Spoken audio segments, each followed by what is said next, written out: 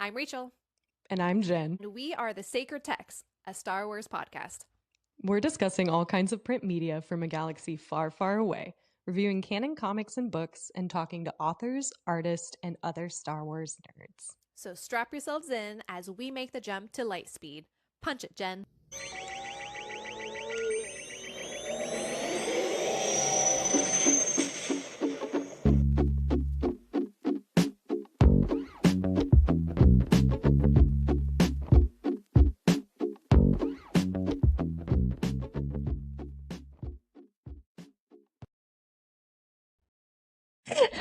After done crying for 10 days straight, it feels like we're gonna have some fun today and not cry. I don't know about that. Let's not make promises about not crying because we have some crazy stuff going on. What are we doing here today? Because I can't even fathom what's happening. Yeah, we reached out to some High Republic authors and artists, and they actually wrote back and said, we want to do interviews with you. And so here we are. We're doing interviews for Ario, Anindito, Tessa, Gratton, Alyssa, Wong, Daniel, José, Older. What is happening? Insane. We're so excited just to be able to talk about the High Republic in general and to be able to talk about it with people who helped create it. It's our minds are blown. We are very grateful. Yeah, it's like a dream come true because I've looked up to these authors and artists for such a long time, and I've always just like wanted to hear their perspective about some of these characters. And this is like our Marvel superhero lineup happening right now. Oh my god, it is. Yes. And we're gonna talk to some of them. What do you mean? We're gonna talk to some of the people on this shirt you made me today. Oh yeah.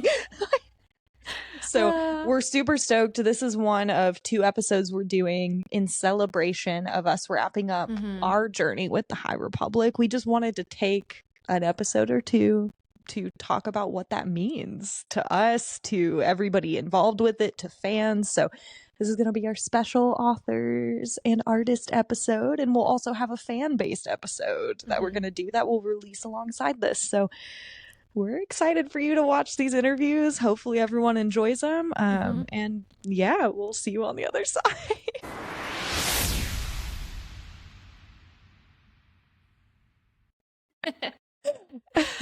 Yay! Hello.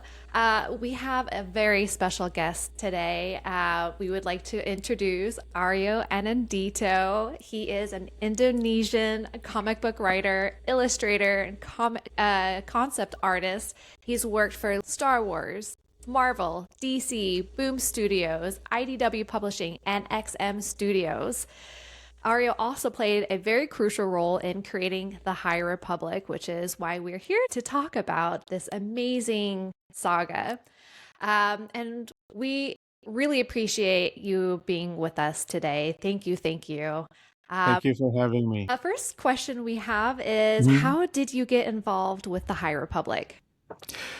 I think it happens in 2019, I think, which is my first visit to New York. It was in New York Comic Con, and I was eating my lunch with Mark Paniccia, a senior editor from Marvel.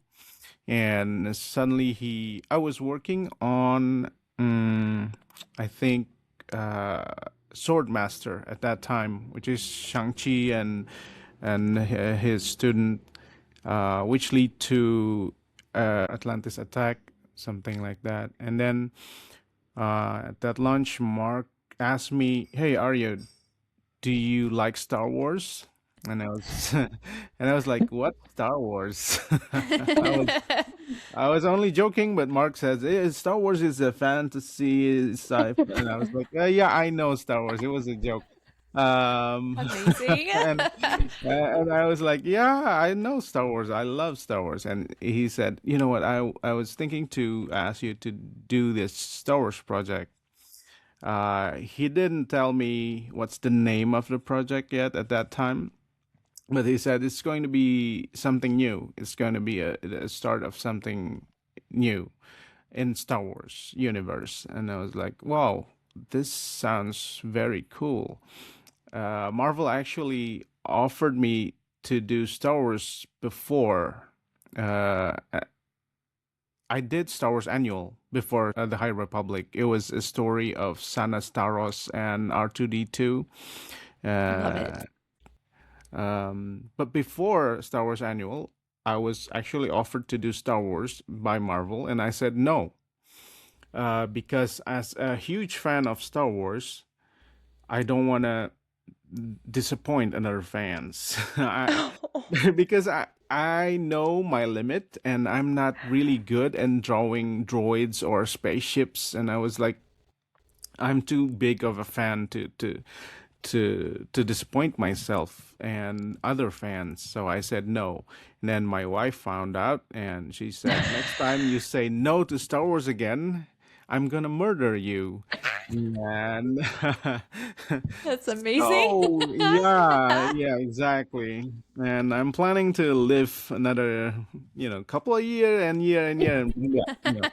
I'm not planning to die that fast, so I said yes to Star Wars Annual. Oh, yeah. Yeah, which is, I think, everybody will say yes as well. So, and then when Mark offered me this new secret Star Wars project, I said, I'm very interested. Just let me know. And then I, of course, went back home, and the pandemic happens. Yeah. Yeah, and I didn't hear anything for, I think, months. And I thought, okay, maybe they picked someone else to do the book, or maybe the project itself got postponed or pending or canceled even. And then, when pandemic happens, all we do is just either buy things online or just browse and Google, and I keep reading articles on the internet about this new Star Wars project, the High Republic. I didn't think that I'm going to do that, but back then when I read, people commenting about that new Star Wars, it's all negative. It's all Yeah. bad, It's like when people said it's going to be Star Wars without wars, it's what's that? And scary things like that. Oh my Yeah. gosh. And How ridiculous. yeah, I mean, it's something new. I get it. I mean, like, whenever there's new Star Wars movie, it's happening. People have opinions. Mhm. It's very, very, very interesting. And so when I finally got the email from Mark that, hey Ario, the project is still on. Are you still available? And it's going to be Star Wars: The High Republic. And I was like, whoa, that is the one. Okay, I'm not sure if I can take this and face all the warm welcome from from the community. Yeah, no Uh, pressure. yeah, no pressure. So the point is, I'm not really sure yet if I should take this, but it's Star Wars, of course, and our love to Star Wars, and I want to do something with Star Wars in comic. And then they set up a meeting between me and Kevin, and it was the thing that made me want to do the High Republic, because when I talked to Kevin, I realized that we are both the hardcore Star Wars fan, and we just want to make a story, a classic Star Wars story, which is full of adventure and intrigue and, of course, drama and fantasy. And we share the same Star Wars childhood that is very, influential in our life, and we geeked out together. I have yeah, I have like Star Wars toys when we do the Zoom call, and Kevin as well.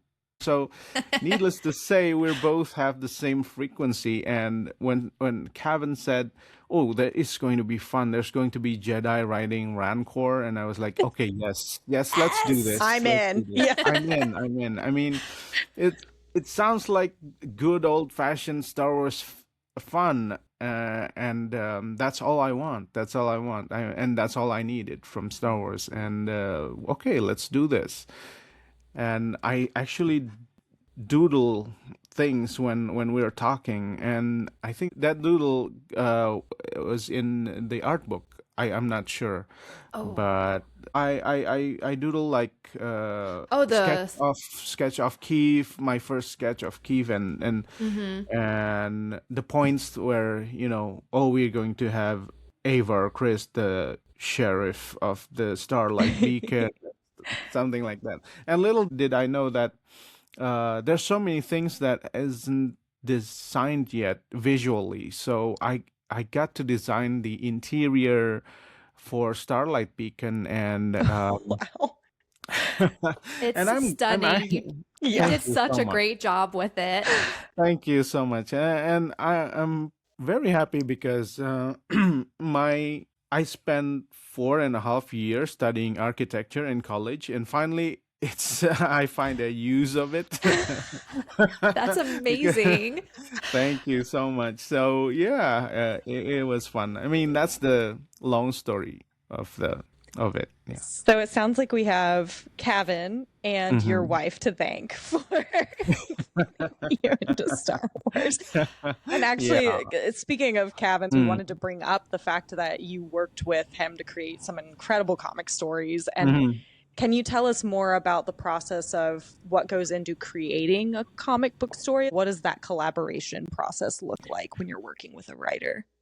Yeah, first of all, Kevin is a genius madman. He wrote brilliant stories, and, well, mostly heartbreaking because he loves to kill characters. And Oh no, We can't stay mad at ah, him. It's we can't. yeah. I mean, well, it's good for the story sometimes, yes. Hmm. and he's a gentleman with a good sense of humor, and I really enjoy working with him. So when I got the first script, I was like, wow, this is truly such an adventure. So my part in the story is to visualize them and make sure that the storytelling visually uh, delivered to the reader, to deliver the story. So the storytelling is in comic book is a marriage between a script and the drawing, right? If I don't put them in the right panels, or if I do the wrong camera view or the wrong expression, then the storytelling won't be smooth, won't be as good. I always see myself as a director when I handle a comic. So I direct how the camera works, the expression on the casts, and how to emphasize the drama or the action or the horror.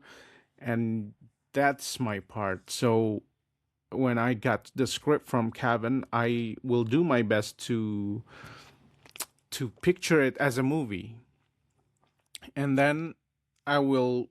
It's as if you're watching a movie, and then you pause, and that I put that in the panel.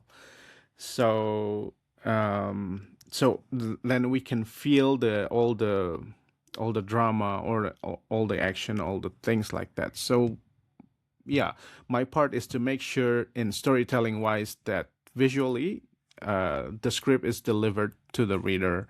And sometimes I do have a say in several parts, like Kevin, maybe it's better if this one, to replace that one, or that one, or maybe my drawing can affect the script, like when I design uh, a droid that can operate, do a surgery or surgical operation, and the droid is I put a large droid on the ceiling, and Kevin said it's not like how he imagined, but it's better, so it inspires him to do a scene. So it works that way. Yeah, it complements each other, and yeah, I love working from his script. That is so cool. I've always wondered about the relationship between a comic artist and an author. And Hmm. especially because so many times while reading a comic book, there'll be words, and then the rest will be just not just images, but images. And the Hmm. images convey just as much of the story as the written word does. Yeah. And so to hear you talk about how you take his script and convey it in artistry is really incredible. Thank you. Speaking of, Hmm. tell us a little bit about your art style. What sort of Hmm. inspiration do you draw on? And are there any Indonesian artworks or practices that have influenced your work? I was heavily influenced by the European and the US comics when I was little. So I remember when I was just a little kid, maybe 6 or 7 years old, I visited my grandparents' house. And in my grandparents' house, there's a lot of comics from my older cousins. So they just left those comics there. It's not for me to read, but maybe they're just like, ah, I'm done reading this, and just put it there. And so I read all of them, and it was the classic European comics like Asterix, Lucky Luke, and Smurf, if you ever heard Hmm. some of that, and then the U.S. comic, which is translated to Indonesian language. I read X-Men, Batman, mm, but back then I was too small to even study the drawing because they are very complex. And then when I was in elementary school, I started to read manga, Dragon Ball, and a lot of manga. And manga, one thing about manga is it's easier to replicate. You know, when you're a little kid, it's easier to learn to draw from manga because the lines are simpler than, let's say, Batman comics. So I was heavily influenced by the manga in my childhood for a few years until I was in junior high school, I think. Then I found a store, a comic shop in my town that sells the US comic. It's very difficult, here to find a comic shop that sells US comic. Um, there was only one back then. So I went to the only one comic shop in my town, and I found a lot of US comic titles. And I was particularly interested in this comic, The Uncanny X-Men by Joe Madureira. And I read it, and I was like instantly hooked up with. I'm very interested with his style because I think his style combines the Japanese manga style and the US style. But it's a perfect combination. It's not too manga, but it's not too too much of a US as well. So it's a perfect marriage between those styles. And I love it a lot.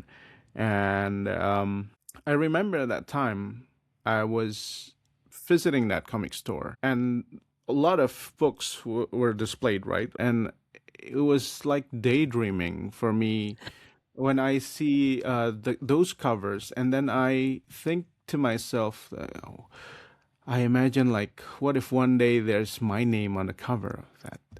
And it was 97, and Oh, finally it happens in 2012, where I remember I did this small gig doing a backstory for DC Comics, but there's my name in the cover finally, actually. And I visited that comic store again, and the lady at the cashier, it's the same lady when I was in junior high no school. way. And yeah, it's the same lady. And I was like, "Hi, can I buy this one?"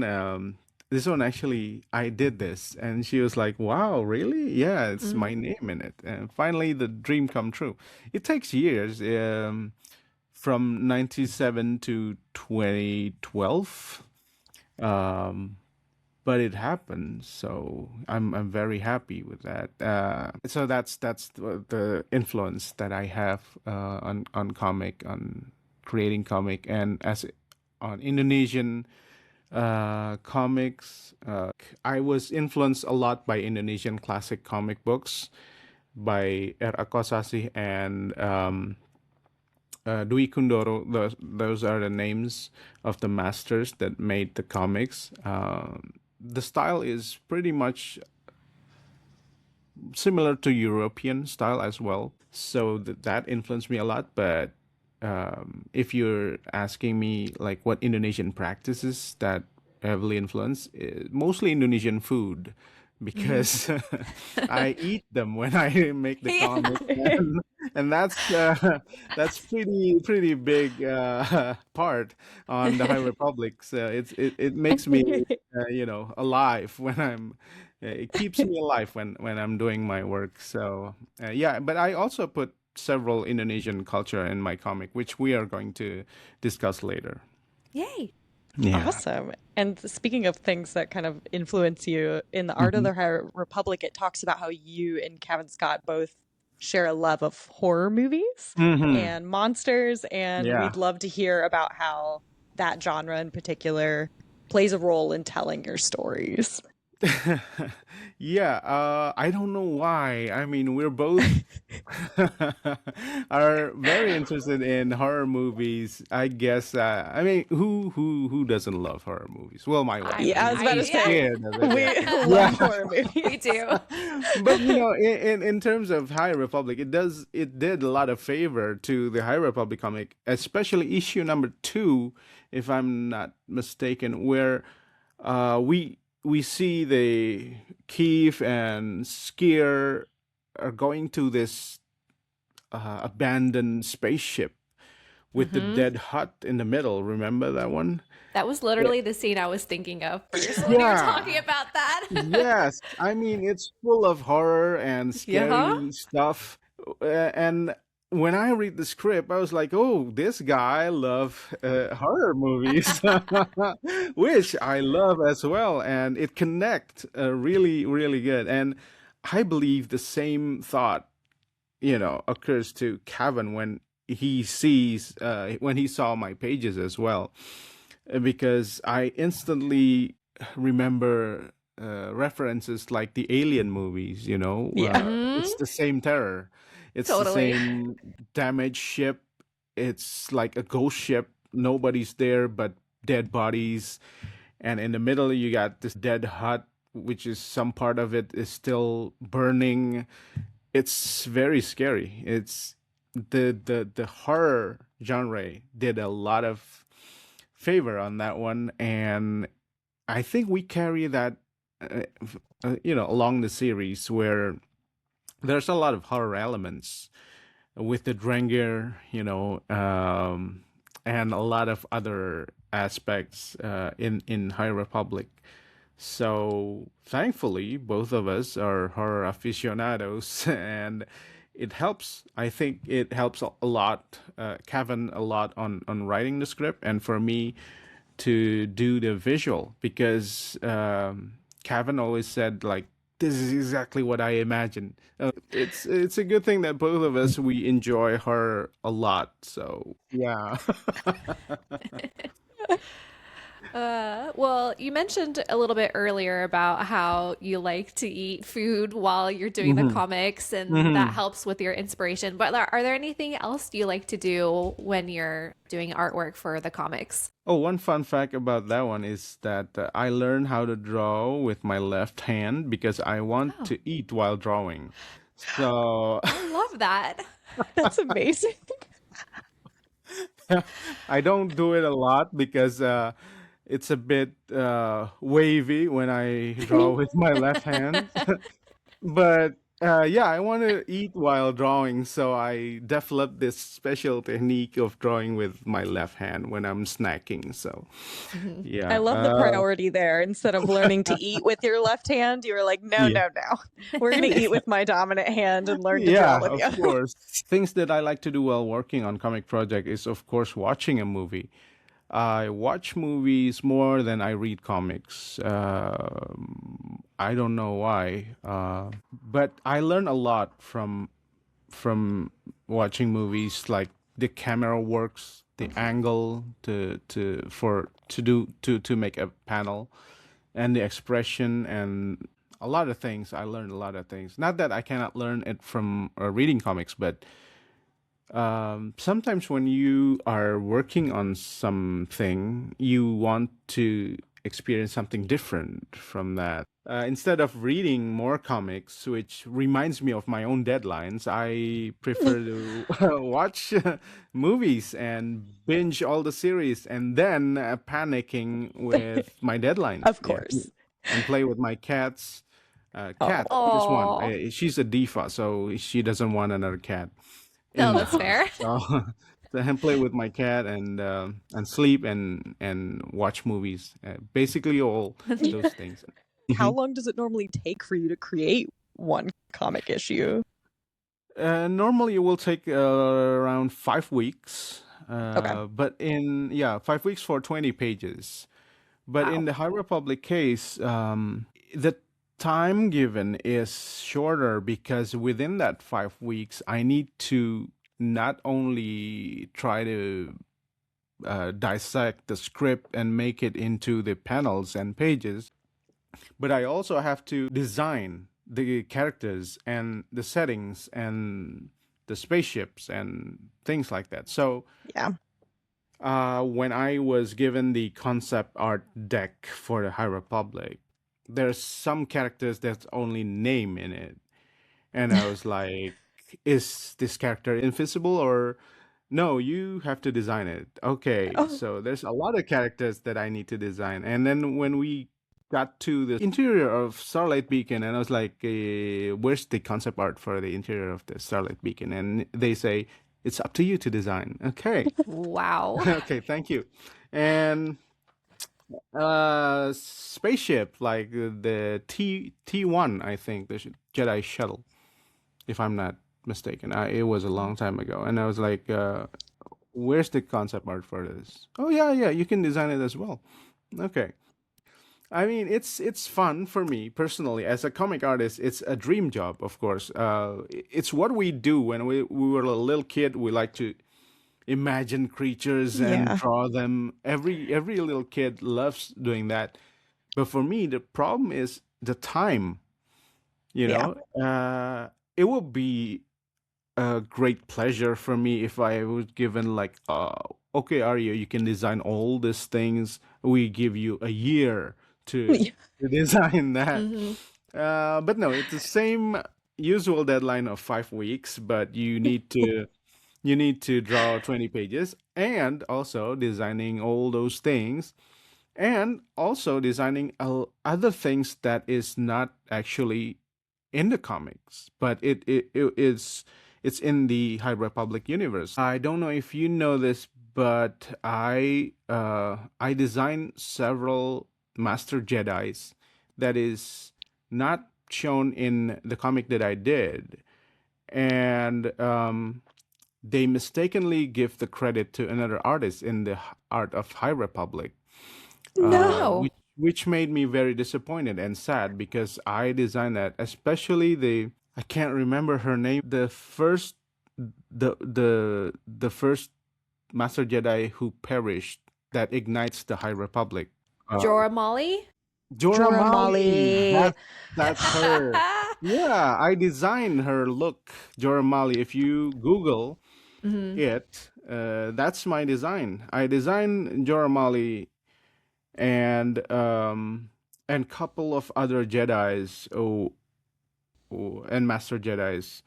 But Jorah Molly was credited to the wrong artist, but they said in the second Yeah. printing it will be corrected. And yeah, so there's a lot of High Republic elements that I helped to create the visual and many other artists as well.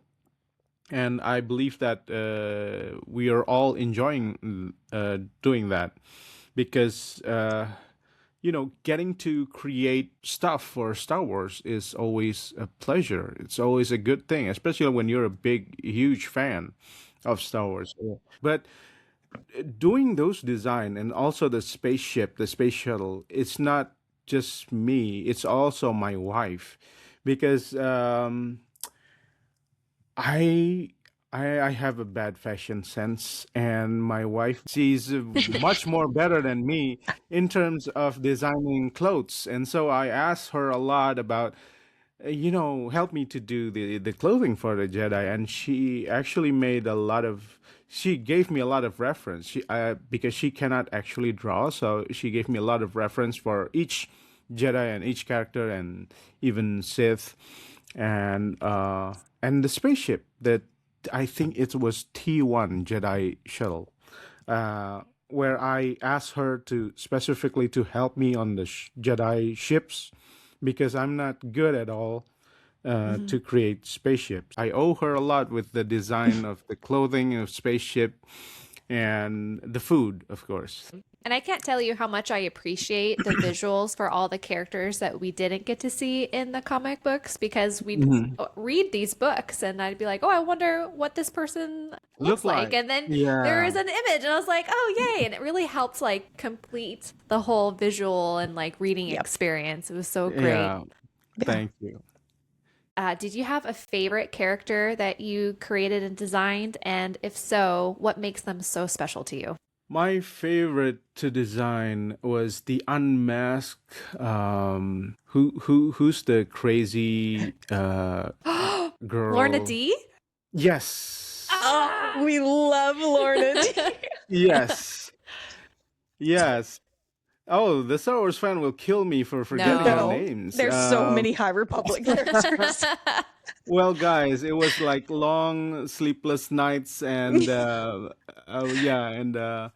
anyway, the unmasked Lorna D was not designed yet until they came to me and said, there's going to be an unmasked scene for this lady, so would you please design her without the mask? And I was like, she's a very interesting character. And I was like, okay, let's do it. And I put her face with a lot of,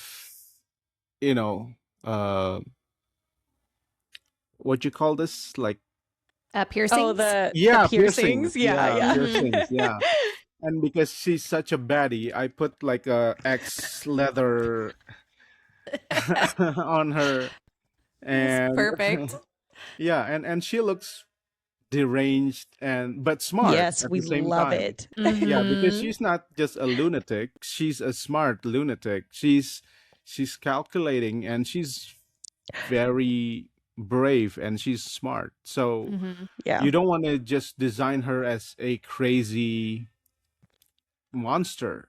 You need to give a lot of personality to her, which is. I really enjoy drawing the unmasked version of Lorna. Both of us are obsessed with that character and the character design. And one day, hopefully, at least one of us can cosplay her. It'll probably end up being Rachel. Please. And but send we me pictures. both really I would want love to to. because that design is just absolutely incredible. And Thank you speaking so of much. characters you were able to design, some of them, obviously you were able to put into your comics and be main characters in those, but are there any characters that didn't end up being featured in the comics that you worked on that you were hoping or would love to work with in the future if given a chance? I designed this. I think you can see it in the art book. Again, I forgot the name, but this is an old man with a lot of things that he carried in his back. I forgot the name, but it's in the art book. Is it Phase Something 2? like that. Yeah, Okay. but it's the other character, not Sunshine. I really loved it if I can draw him in a comic, but unfortunately I didn't get to draw him in a comic. Yeah, that will be the character that I would like to see in the comic. But the thing I love the most when I draw the High Republic comic is I got to draw the scene where the huge Jedi statue, crumbling down. Oh my and we got to see it in the Star Wars movie. And we get to see the process of that in the High Republic comic, which is brilliant writing from I think. And I was like, oh, I got to draw that historical scene. it's wonderful. Yeah. That was such an intense scene. I remember Mhm. reading that and I had no idea there was this hidden tomb underneath it and all these mysterious force artifacts. Yep. So awesome. Yep. Yeah.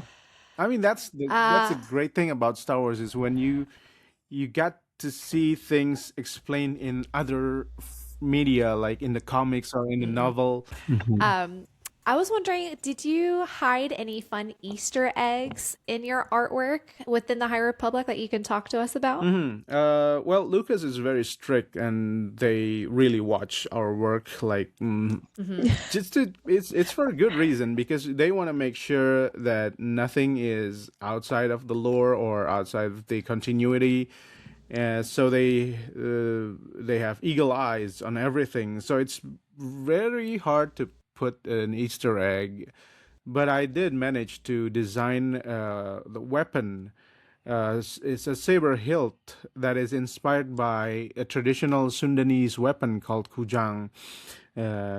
So it means a lot because I am Sundanese. I'm born in the western part of Java, and that is the traditional weapon in here. So I did manage to design that as a saber hilt. And I said that I not very good in designing droids and spaceship, right? And that's why in phase 2, when I was given the task to design a droid with the tight deadlines, I needed to be like less than 2 minutes to draw. So I draw Scoot inspired by spaceship and Dragon Ball. It's actually That's cool. a space pod where Son Goku, the main character of Dragon Ball, when he landed on Earth, it was in that.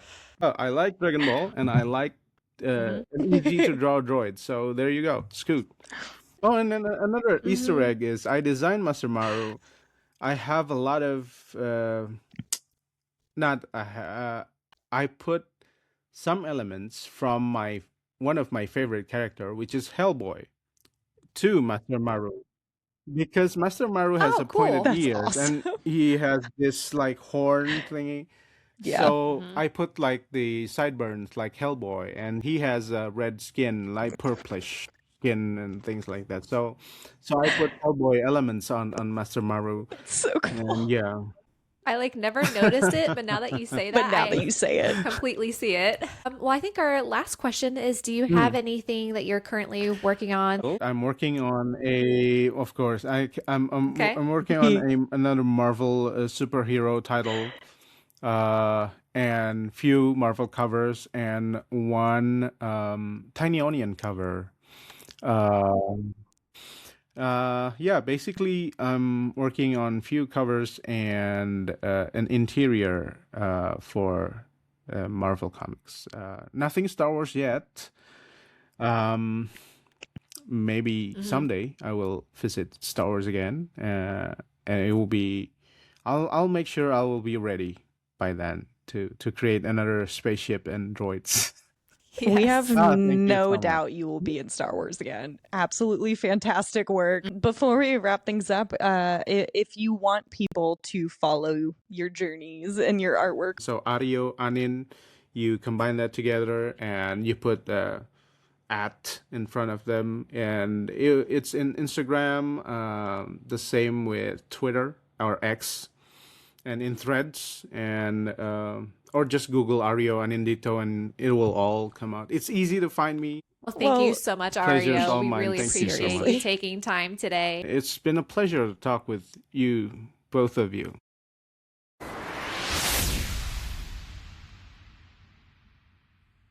Ario Anindito. That was so amazing.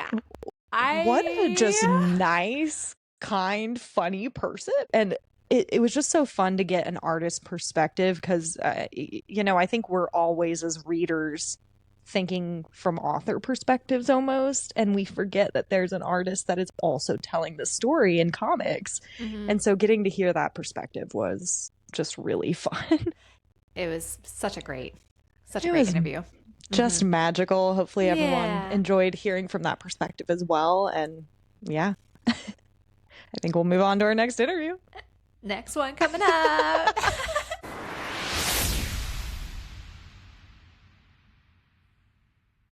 Hello! We are so very excited to talk to two fantastic authors who help bring the High Republic to life, Alyssa Wong and Danielle Jose Older. Thank you so much for being here.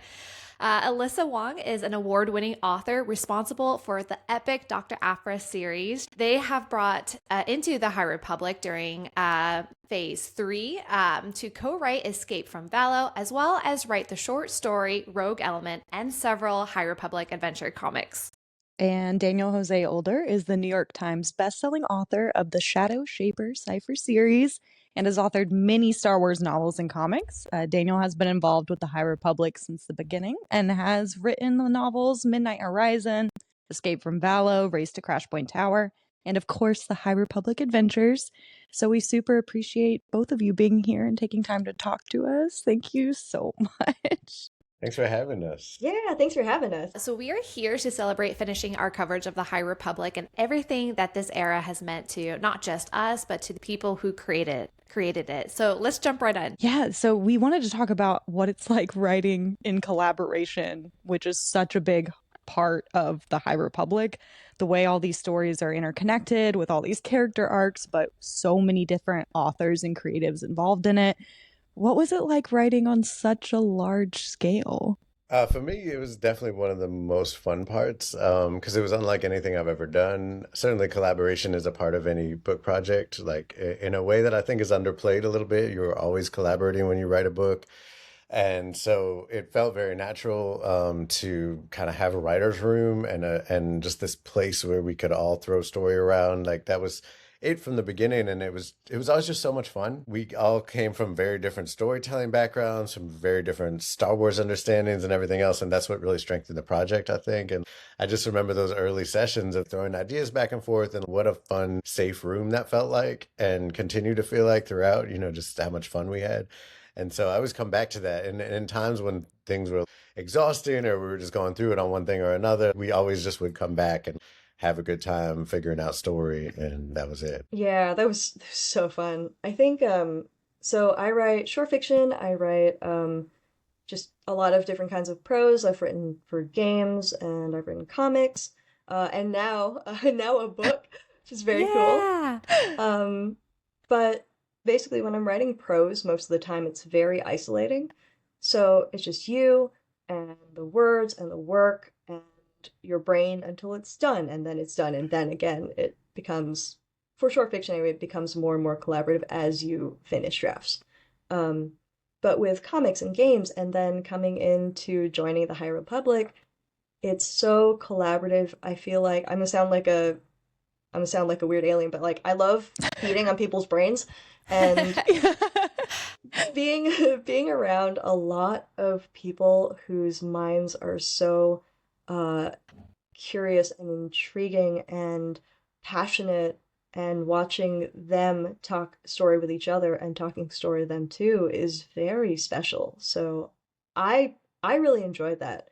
Every project's a challenge, and I love a challenge. You all seem to have really good chemistry, and I feel like every time I've watched interviews or whatever where any of you are there, it's all so complimentary and everyone's humble and everyone's just open, which seems like such a positive environment to work in. I can't imagine. And it really shows in the novels and the comics and the short stories too, how well you guys all work together, because you'll have the beginnings of one story or a character's arc, and then it finishes in another story and blends so seamlessly. It's really incredible. Thank you. I'm so glad that came across because I kind of knew it would, and there's a way in which it'll naturally do that. But also you never know in some ways. And I always think, like, particularly with a project like Star Wars, the essence of it is being in conversation, because ultimately you're always in conversation with the original trilogy, no matter what, right? And every creative person involved since then has been in conversation with that initial thrill. And then you're in conversation with all the other things that are in conversation with that, right? But usually, writing for Star Wars, you're doing it kind of secluded from the people you're talking to, right? Like it might be a movie that came out 40 years ago or came out, is coming at them, but you're not talking directly to them. So the conversation happens only on the page. But this was such a total opposite of that because we got to actually sit down and, and have a Slack and call. I always think it always feels like setting up a play date. We would call each other and be like, is Farzala free like in this Oh. period of time? And they'd be like, Yeah. actually, people would be asking me about Farzala, but you know what I mean? We would just be asking each other, and can I do this? And like, just being able to check in on that level was so much fun and such a cool way to like do character. Like writing Wreath was really scary for me because I usually write goblins and Alyssa, like, we write chaotic children and Uh-huh. writing someone by the book, literally, is hard. That was a challenge for me. And so I had to tap into certain aspects of my inner nerdiness that I hadn't spoken to for a long time. But also mainly I just called, Claudia and was like, all right, does this make sense? And can I do this? The first thing I asked her was, can I knight him? And Oh. she was like, yeah, that sounds perfect. Like that's a perfect Oh, to end the whole first phase. So that was really cool. Yeah, that given sounds. like the amount of time this covers and the fact that it's across so many different mediums with so many characters, I think it would have been easy and understandable for it to feel disjointed. And Right. it never did. We read everything and it always just felt so seamless I love and that. like such one whole story that made sense together. And so kudos. I don't know how you did it, but Me neither. Yeah, lots of work, lots of crying, lots of I'm kidding about the crying, probably. Oh, I We cried cried so reading it. much. Yes. Thank you. If we cry, y'all should cry. Yeah, no, I cried so much while we were writing Escape from Valo. Awesome. So much. I would call Daniel and be like, "Are you walking the dog?" That is when we would talk. Walking to this day, that's the talking time. But yeah, this is an emotional process for sure. Like especially Mhm. as it was wrapping up, and like just we were so those characters were our lives for so long, and like we literally watched them grow up, and that's a really special thing. Well, that's a perfect segue to my next question, which is I love that you both wrote Escape from Valo together. How did you two go about writing this story? The best part is it's all a blur a little bit. Like Yeah. I don't know which chapter. I don't claim any chapters. Like it's just like there's Uh-huh. this, there's that, and we would just constantly be bouncing them back and forth. So some stuff Alyssa would do a run on, and some stuff I would do a run on, and then we would just exchange, and then we would keep going, and we would keep going, and then same thing with notes when we got it, because the editorial part is a whole other kind of unseen and not understood well process of the whole thing, and that was the same thing. We would be like, they would be like, all right, can you touch up this scene a little bit or strengthen it in this direction? And it might be a scene that Alyssa did more of. And I would be like, let me tap in and see what I can do with it. And then we would keep going. So it was very iterative. And I think that's what made it work. But obviously, deep down, what made it work was trust. This wouldn't have worked with someone that I didn't trust. And we knew instinctively going into it, we were already really good friends. We already really understood each other's storytelling kind of chops and everything. So there was no question. It was just really an obvious thing, I think, for both of us to be like, all right, let's just kind of do this. Yeah, this is my first time co-writing with anybody. And I was really nervous about it because I was like, I can't let Daniel down. Um, but I I was think not that concerned about that happening for the record. I'm so glad because Daniel's a veteran of book writing. Like, how many books have you written, Daniel? To 20. this 20 books. It's a lot. You know Yeah. how many Well, books one of I've my, written? a lot. But yeah, it's a lot. Mhm. I admit that. You know how many books I'd written before Escape from Val? Zero. Zero books. I had zero books. I had never written middle grade. I'd never co-written, and I was like, here we go, I guess.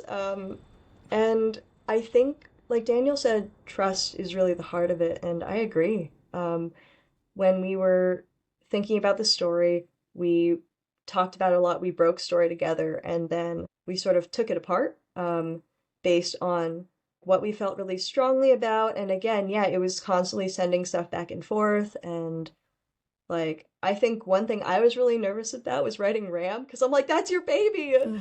Um, and Good. it's more like when you have really strong feelings about something or someone, you want to make sure that you get them right on the page. And that was really important for me because I'm like, I love Ram. And extra important because I was like, I want this Ram to really sing in terms of his growth and his development, and knowing that you were my partner in crime for that was really helpful. And I think one of the most surprising, you know this, Daniel, one of the most surprising things that came out of big editorial like letters was a was a certain character who was not who A wasn't I don't know if she was supposed to like make it out of that book. Um and two was like a very minor character who then became a much more major character. Um and that's my girl, Drigga Parse. Yeah. My best girl, my best worst girl. I love her. We love Best Worst Girls. Yeah, she's such a cool character. Thank you. And Daniel did such a great job writing her in comics. She made me so happy. I was like, go girl, give us nothing, but give us everything. We were going to bring up another character, actually, that is very important, which is Elise Crash Angwa, which we know is a tribute to you, to Alyssa. What was it like having a character created after you, and then also being able to continue that character's story in phase 3? It was sick. And also, it was a surprise. Oh, Oh we my were God. we were texting back and forth, and Daniel goes, hey, if you were a Star Wars character, like, what kind of character would you want to be? And I immediately was like, not a Jedi. I would flunk out of Jedi school. I don't have it in No me. problem. So I think I said like the harried admin of like an assassin company who's just like, I am just trying desperately to put everything together and I'm sweaty and anxious all the time. And Daniel was like, okay, cool. Let's do that, but better.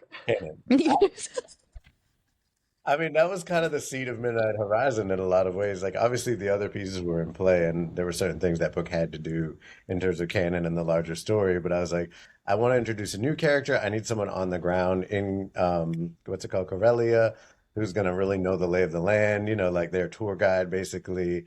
And I want it to be Crash. So what's that going to be? So I did obviously flip like Assassin Squad to Bodyguard Squad, but you know, what's a bodyguard? Not the inversion of an assassin, right? And the stress, the level of stress, and all those different pieces were just like, oh, that's perfect. That's the chaotic energy we're going for. And I love that character. Like, I think Crash kind of just transformed the book and took the book in a different direction that I didn't expect. So it was such a cool. See, we were collaborating even before we were collaborating, and that was long before Alyssa was part of the initiative, technically in any way, beyond being a character. It was so cool. I was like, oh my God, Crash rocks. Oh man, this is like, I'm just like Daniel's so good. I think, and then it was like, oh, do you want to write Crash? And I was like, yeah, oh no my pressure. God. I know. No pressure. Autobiographical. What's the problem? That's true. I mean, so that's the thing. I do add a little bit of something. Every time I write a character, I'm trying to find hooks in, and I always do pick something from me. I pick some random thing that is interesting and one thing that I hate about myself, which sounds really grim, but actually it's like, it could be just like, I don't know, I'm always late to something. Like that could be that thing. And the thing I gave Crash is that her hair started going white at 17, or 19, I think, and I was like, yeah, I was starting to get white hairs because I was so stressed out, like about 17. And I was like, who's more stressed out than the leader of this bodyguard company whose planet is like under attack and like from the outside and from the inside? I mean, I'd be stressed too. Yeah, that's a huge responsibility. And I really loved how you continued Crash's character arc all throughout phase 3, and how she went on to like go hunt down Markion Row was such a trip, and I loved it so much. I also love that you were like, don't make me a Jedi, because I think when you ask most people, what character would you be in Star Wars? Everyone wants to be like, I would totally be a Jedi. I would be a Jedi, of course. And let's be honest, most of us would not. Most of us would be anything else. It might be a Sith or it might be a Mechanic, but the point is most of us aren't put together enough to be Jedi. The irony is, I'm sure that I've gotten that question before, and I'm positive that at least one or two times the answer that I've given has been a rogue Jedi, which is rude. Yes. So Alyssa wrote me without knowing they were writing me. I just want to throw that out there. It's rude. Yeah, Oh, that's awesome. yeah. Well, Daniel, I have a question for you, and it's more about how I've been obsessed with Torben Buck for a very, very long time, and I've especially loved the phrase and his nickname, Buckets of Blood. So, what was it like finding out that Buckets of Blood did not make it out alive from Planet X? Or did you know the whole time that this was his fate? Yeah, not the whole time. Okay. They tried to take him out in phase one, and I refused. I put my foot down. I didn't. Yeah. I was like, no, no, no, no, no, no, no. First of all, he's too much fun to write. Why would you Yeah. do that? I I don't love want to him. throw that guy away. And also at that point, I was very adamantly like, we've killed enough people. The body count was quite high at that point already, Hmm. and coming So out I. one, yeah, I was like, people really like in world and out world, people really love that guy. All he does is show up and like make people laugh, and then murder Hmm. Nile, heal people. And so it just felt like too much of a downer. And I selfishly wanted to keep writing him. So I did resist that. And then as we were coming to the end, we had these very elaborate conversations about the death list. That was quite complex, which was great. That's exactly what it should be. And they were very interesting, difficult conversations about who would die. And, so Torben had been on the list since I think mid as we were planning out. It was somewhere in the middle of planning out phase three, so definitely wasn't a surprise. And I know we went back and forth a little, but I was pretty comfortable with it from jump because I'd saved him from phase one, like phase one Doom. So I was like, you know what? Hmm. After this, I'm just like, do whatever you need. And particularly, I think him dying in such an in character way, in such a heroic and amazing way, felt really right. And I loved the idea too of just passing him on to Charles and letting Charles handle that. Because the other piece about that was that I didn't want to kill him in the comics because that felt like it just, especially would have happened at the end of the whole run, and then that's like the whole thing, right? So like certainly it was important to mention and like have it in there that that happened and pay tribute to him, but just like having him die dramatically on page towards the end of the whole thing just would have felt like for the Yeah. comic specifically. So those were all the kind of different factors that were in my mind. But I love that it happened the way it did. I love that it happened entirely. It was great. It was an epic death. We were a hot mess while we were reading it, talking Yes. about it. But He did what he had to do though. And I was so surprised seeing it in issue 20 where you brought that scene back into the Yeah. comics so that you could kind of say goodbye to that character, but also Exactly. see his final moments in art form was just amazing. Yes. Look, think of it this way. Y'all are lucky we didn't kill Farzala because that was on the table. Actually, no one knows that. I think that's the first time I've ever said that out loud in public. But yeah, Oh I my was like, God. and I was thinking about it very seriously for a while. That arc when in phase one, when he's contemplating his own death, was initially kind of a setup for that possibility. Mhm. Uh, but somewhere in there, I was very much like, we're not killing any more kids, as far as I'm concerned. And Farzala is Yeah. still 20, but he's still a kid to me. And so I was just like, absolutely not, no way, Mhm. under no circumstances, he must live. And he I'm did. glad you kept Farzala Absolutely. personally. thanks for sparing us a little bit. Yes. I know. Yeah, that's part of why I was like, take bucket. Farzala needs. Yeah, So one of our favorite things about the High Republic actually is how different Jedi see the Force. So we love that, Ram sees the Force as this large machine, Gavi sees interconnected threads, Tep Tep has this really cool ability to connect with creatures, and we find it almost a little sad that when we get to the Skywalker saga, or at least to visual media, we don't see these unique ways of viewing the Force anymore, or at least they're not set on screen. Do either of you have any insight on why we saw that shift away from that? I mean, I think that speaks to life during wartime. Basically, after the High Republic, they're just in a constant state of war, and internally, even if they're not always in a military war, they're just internally having so much strife. In some ways, I think over fallout from how things played out in the High Republic, and how badly things went, and also how well other things went. And I think what you see is like a what's the word? It's like a contraction, a philosophical contraction, right? Like this is what we're seeing in the High Republic is the Renaissance of the Jedi. It is them at their height, and like that doesn't just mean they're like height of military power. In fact, that's less important, and that's very Jedi-like for that to be secondary to them culturally being so complex and philosophically being so complex. And really leaning into the spiritual monk aspect of what that means, and having that reality gives opportunity for so many different approaches. And that's what you're seeing. And I think that's echoed in the world. When society is at war, things contract and there's less opportunity. And art certainly still happens, and it happens in amazing, brilliant ways, but it happens underground, right?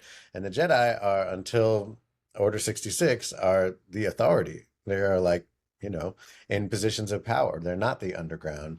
And so, there you have it. We tried to come up with like a mystical explanation for why this happened, but I think the real world explanation of that society does regress in general whenever war is happening or whenever times of stress are happening is so much more realistic. Also, we see the Jedi on decline when we see them in film, and by the time we get to Luke, it's like you have one guy who's like, by the way, here's like the whole Jedi thing.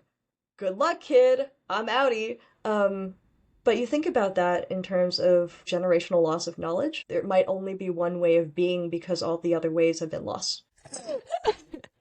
It's interesting that you end the High Republic on this hopeful note of like, things are over and things are going to be okay. But on the grand scheme of things, it's almost this bittersweet moment of realizing the Jedi never recover from what happened here. And it does sort of add this almost sad note to things. And like at the Acolyte, like RIP is kind of like a real good epilogue to the High Republic in a lot of ways, because it really, even in that one season, tells the story of like the missing piece between that height that we end on and the depths that we land on later, that we pick back up on in a perfect way. It's okay. We're gonna see the Acolyte again. We've been manifesting this for forever. It's coming. Light your candles, kids. Well, Alyssa, we have to ask about Rue. Lusum are such a cool species, and Rue being a Jedi turned vigilante was such a fun twist on Jedi who leave the Order. What does this character mean to you? I think so. Rue means everything to me. I love him. Sort of the concept behind the Lusum. As I was thinking about like trypophobia, where it's like all the teeny tiny clustered dots make you feel really awful and gross and ill.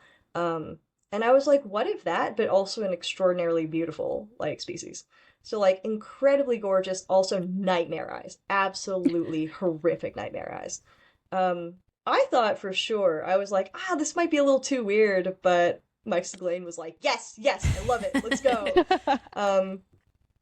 I think for Rue, I wanted to tell the story of losing your faith, not just in terms of like the Jedi tenets, but also faith in your community, faith in the people who are supposed to be there for you.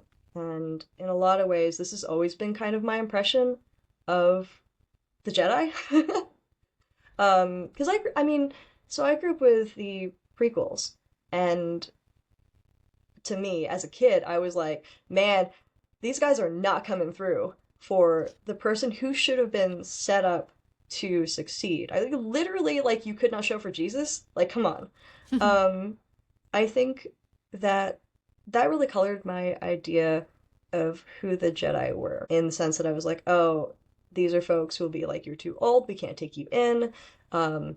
Oh, I'm sorry, your mom's enslaved and being abused? Oops, oh well. So people who won't show up for the people around them, people who won't show up for each other.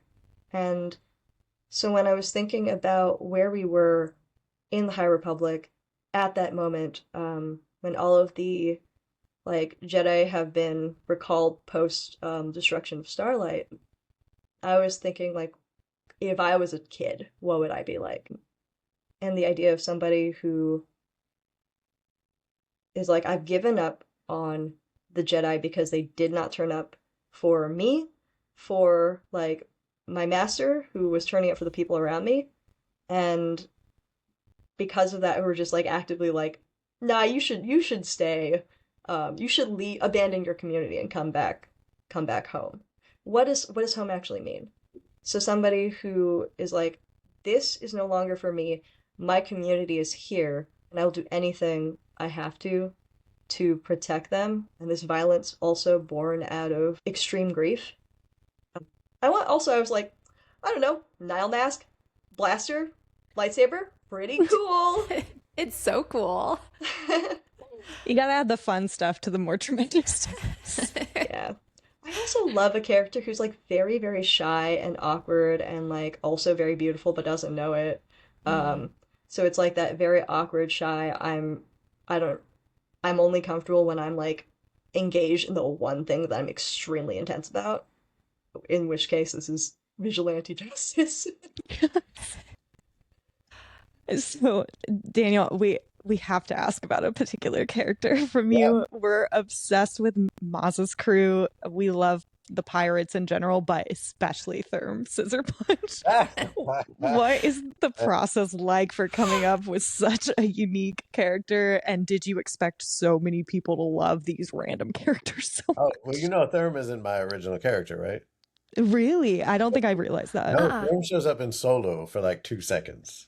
Really? That's right. I did forget there's a live action Therm There's Scissor. a live action. Yes. Oh Now, my mind you, God. it's literally like a, what do they call it? It's like a random guy in the background. You know, it's just some guy. Yeah. Oh, yeah. like a Glupshido. Thank you. It's a Yeah. Glupshido. Brain went blank. But it's such a cool Glupshido, and they went ahead and named him Therm Scissor Punch, and you know, got away with it. And I was like, there's so much lore there to be explored. And I just remember putting that crew together, and I was like, all right, I want a bunch of like original weirdos because I like original weirdos, obviously, and then I want Therm Scissor Punch. Can I have Therm Scissor Punch? Like, I don't see why not. Like, no offense, Therm, but like there isn't a Therm story is not on the horizon as far as Oh, I'm. we would love that, by the way. I know. You know, I advocate for it. I would want to write it, but anyway, so yeah, I just seemed like a perfect opportunity, and I love like mixing and matching up to a point, you know. And then, of course, having Dex in there was really clutch, and Maz and Dex and Therm felt like a good. All right, we established ourselves firmly in canon, and now let's like throw a bunch of other weirdos in for them to have problems with and everything else, and it was really fun. I knew going into that, I just really wanted a really chaotic, fun, messy situation for Sav to like grow up in, and like kind of to Alyssa's point, like that whole storyline is also about escaping religious trauma in a lot of ways, and like finding your people, but going a very different path than Rue. And that's what I love. Like all these stories are so in conversation with each other, right? Like that's so cool. And then Sav gets to show up. Sav is really like a self-insert character. All my characters are self-insert characters. Sav and Ram. Very much my babies that are like, oh, that's me over and over. And she's also like, I want to be her for sure. But I had that whole just phase 2, I had so much fun writing. I still smile when I think about it. I'm just like, oh yeah, the pirate the time. The pirate crew is the best. Love them. I remember like seeing and now it's Therm, but at the time I didn't know that they had named that background character in Solo, and I love that you took that and were like, I have to have that character. It's like I want him to have a cool backstory, but more than that, I just want him to have like a really cool like inspirational moment where he like really like comes into his own power and all this stuff. And The just starts, Therm like, state. We talk about the Therm state a lot. It's so good. Yes, that was one of those moments that I was writing and I was like, this is absolutely absurd. Oh, baby, let's go. Come on. Oh, yeah. Absurdity, though, is what makes Star Wars so fun. It's like the mystical stuff, the weird stuff, the absolutely bonkers stuff. I think those are the things that people are like, yes, Star Wars. I was having fun. It's so good. awesome. But just know that you really spoke to all the crab and crustacean people out there. Never was my intention, but I'm really happy that I'm sure this is what all your dreams have led to, is Right. inspiring the crab people. You can't please everybody, but you can the crab people, and that's it. Those crustacean girlies are really where it's at. So I'm glad that I could do that. So good. Well, one thing that I really love about the High Republic is that it is so inclusive with its characters. And I really feel that the phrase, "We are all the Republic," is synonymous with our belief that Star Wars is for everyone. And it is definitely one of the things that many fans of the High Republic have really loved and appreciated. So we wanted to ask, what does inclusivity in Star Wars look to you? I mean, to me, it's always just been really basic. You're just telling the truth about the world, like you're always doing that, and that's all it is. I obviously am under no delusions about how powerfully political, all stories are, and particularly Star Wars from the beginning has been a very explicitly political and originally anti-imperial, concept from the very beginning. And obviously, it's taken a lot of different turns and been in a lot of different hands since then, and that's part of the joy of storytelling.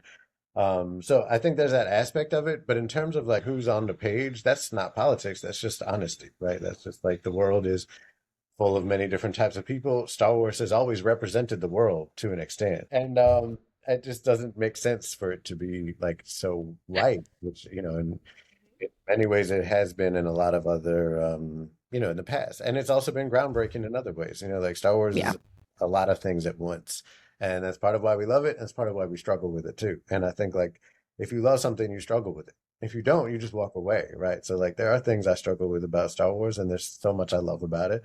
And that's what it means to be in conversation with it, whether as a fan or as a participant and a writer and a creator.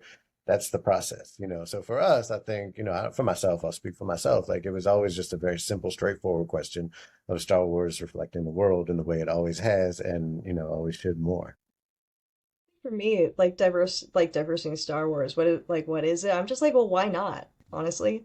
Um, like why wouldn't it reflect the world? Why wouldn't it reflect the people around me? Why wouldn't it reflect my friends? Why wouldn't it reflect me? One thing that I didn't realize when I was writing Rogue Element is I did not realize that Rue is like the first canon transmask Star Wars character. Um, like what we consider now like mainline canon. I was like, what do you mean? What do you mean he's the first one? Why aren't there like 20 more? What's going Yeah. on here? And it's one of those things that I think about a lot, like the idea of being the first anything. Like it's always like, oh, you're the first one to do this, or this is the first character. It's like, well, that's sick, but also it's sad because where are the rest? Why is it only me? Why is it only this person? Where's the rest of it? And so, I mean, I don't even think about diversity in Star Wars. I'm just like, this is just what it is. This is just what the world looks like. This is just like, why wouldn't we exist in Star Wars? Because I Exactly. mean, you have like giant alien slugs, and like, why not brown people? Like, let's be real. Yeah. It is crazy that we hear from people all the time that the High Republic was the first time they felt seen in Star Wars in a lot of ways. And you're like, what do you mean? It's 2026. What do you mean this is the first time that people are feeling seen in Star Wars? But that's just the reality of what it is. So even if it seems crazy that that's happening, I'm glad that it did make people feel seen for the first time. It was a big deal to so many people. And It was definitely intentional. Like there's no yeah, question. Like we definitely sat down and we're like, this is what's going to be. we have to do this. Yeah. Yeah, Yeah. of course. Yeah. Yeah. Yeah. And like, it's just, I mean, for me, I mean, like I said, I grew up with and around Star Wars, but I I don't think I never saw myself in Star Wars um until the sequel trilogy. And I remember in The Force Awakens there was this, like, I think X-Wing pilot who was kind of in the background, and it's like, oh my God, an Asian X-Wing pilot. And the first thing I thought was, oh my God. And then a split second later, I was like, she's gonna die. Because why else? Like, why else would you cast someone who's in white? Why else would you cast a random Asian person like, oh, she's cannon fodder? Like, of course she is. And then she survived, and I was like, I was wrong. Yay! Um, yeah, I mean, why not? And why not? Why not Star Wars for us? And if we can Yep. give that to other people, that's incredible. And it's a huge honor to be able to do that for other people. We did ask and reach out to other High Republic fans and just say, hey, do you want to send us some thoughts to maybe share? So we were going to share at least one of what somebody said the High Republic meant to them, if it's okay with both of you. So this is from another fan, Liz. The High Republic was the first time I saw strong representation in Star Wars of someone like me, who is ace gender fluid, and it wasn't a side note or a joke. It showed me a galaxy where everyone had a chance to be a hero and find love, and it showed me the importance of love in the face of hate and evil. So, I mean, you did accomplish that for a lot of people in the High Republic, and that's something to be mentioned and something we wanted to celebrate, even if it should just be the standard. We wanted to point out that you made a safe space for a lot of people in Star Wars for the first time. Thank you. Yeah. That's really beautiful to hear. It's incredible. Yeah. And I think as people like, like Alyssa just telling their story of that, and just like in general, just that moment when you feel seen is such a profound gift, and being as a storyteller, being able to give that gift is like it's so much better than awards. You know what I mean? Like awards are cool. I've won some. Alyssa's won a lot. And they're awesome. Like, don't get me wrong, but like I think the moments of my career that I think back on and smile the most are always like feedback like that and people telling me that. And that's just always been true. And it's so, so powerful to just know that, and that like there are so many hard times when you're writing where you're like, what am I doing? Why am I doing this? Which way do I turn?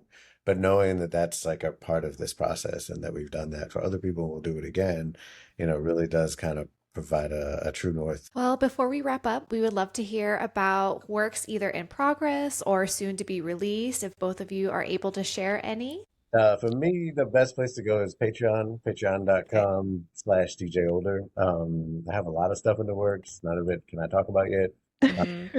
But that's where I've been really like focusing a lot of my time and attention. Also, not just for announcements, but I post a lot about writing and the process and how it's done. A lot of weird drawings of creatures and stuff. So that's where to find me right now. Patreon.com/DJ Older. Subscribe. Do it, actually. Do it. Daniel's Patreon is great. Thank you. As for where to find me, currently I am writing, as in I am in script hell, but I can't tell you anything about any of it yet. That's so exciting, though. Congrats. Yeah. Thank you. It's a balancing act right now because there's a lot of stuff going on. I'm very stoked about it. But if you're looking for any kind of information, I technically have an Instagram that's mostly like announcement stuff, which is @CrashWong. And my website is crashwong.net, where you can see like my body of work listed, and I think con appearances. So Awesome. Anyway, if you're in the area anytime, anywhere, please come say hi. I always wanna talk to people about Star Wars or literally whatever. Well, thank you both so much. Yeah. We appreciate both of your time. It's been so lovely talking with you. I've admired your work so long. It's just surreal being here talking with both of you. We appreciate that. It was really great talking with you guys too. Thanks for having me. Yeah, truly thank you for having us.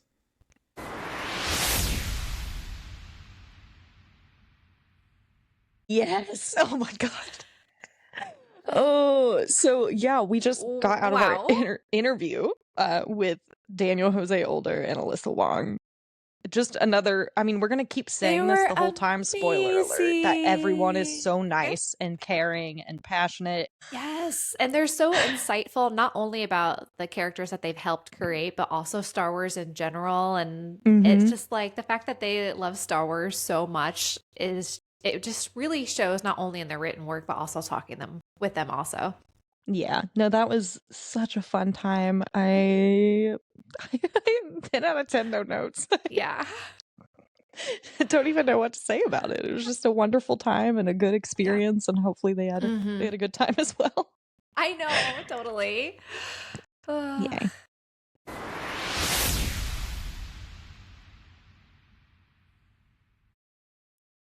Hello, everyone. We have a very special guest joining us on our podcast today. This is Tessa Gratton, and Tessa is the New York Times bestselling author of adult and young adult novels, including The Queen of Innislear, Lady Hotspur, and Strange Grace. And they were brought on to write for the High Republic during Phase 2 and have written the novels Path of Deceit, Defy the Storm, and Temptation of the Force. So we are super excited to have you on today. Thank you. I'm really excited to be here. Yeah. So, we really appreciate you taking time out of your busy schedule to talk about the High Republic with us. We are longtime fans of your work, and we want to know, what is it like coming into the High Republic and writing with Justina Ireland, as well as collaborating with the other High Republic authors? It was extremely smooth transition. I think that coming in at the point where I came in was really ideal, because the original five writers had already like made a lot of the hard decisions, and they had planned a lot of things out, and they knew like the rhythm of things, but were also really eager to get some fresh blood because it was so much. As you know, the High Republic produced a lot of material, and it was really too much for five writers. And so everyone was super welcoming and happy to, have chats via text, via email, like jump on the phone, help us out. And I, in particular, had Justina as just really paving the way for me in particular, not only because we were co writing my first High Republic book, but also she and I had been friends for like 10 years and had collaborated before and read for each other. So we're very familiar with the way that we work as writers and the way we work as friends. And we knew what each other's strengths and weaknesses are and everything. And so it really was such a smooth transition. Everything that felt nerve wracking and scary was just like my own anxiety at being like writing Jedi when I've loved Jedi since I was 4 years old. Oh, Yeah. that is no so pressure. cool. Right. No pressure. It's so interesting in talking and doing all these interviews for this. Everyone is a fan of Star Wars. It's not just people randomly coming on to be a writer. It's also people who happen to be Star Wars fans. And something we've heard from multiple people is that sort of pressure that you want to do justice to Star Wars. And it brings this extra element when you're a fan of something that you're involved in, right? That you want to do it well. And I'm sure it can create so much anxiety.